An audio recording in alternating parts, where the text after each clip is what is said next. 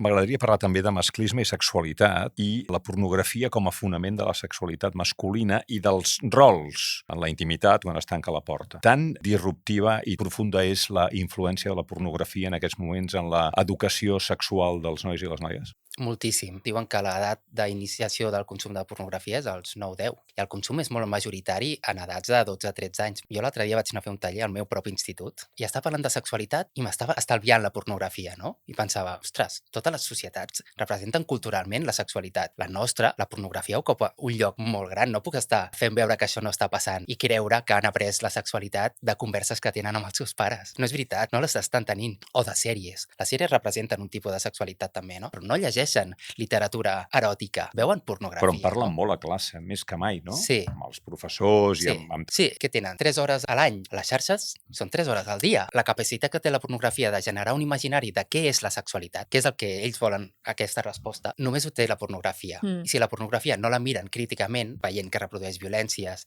que hi ha dominació, només el plaer de l'home està al centre, llavors tenim un problema, perquè és una cosa molt més automàtica, no és reflexiva. I després hi ha el mandat que intenten reproduir. Els homes pensen que a les dones els agrada allò, i això acaba creant una performació de la masculinitat que és tòxica. Les famílies que acompanyem a les criatures no podem pretendre parlar de sexualitat a la preadolescència.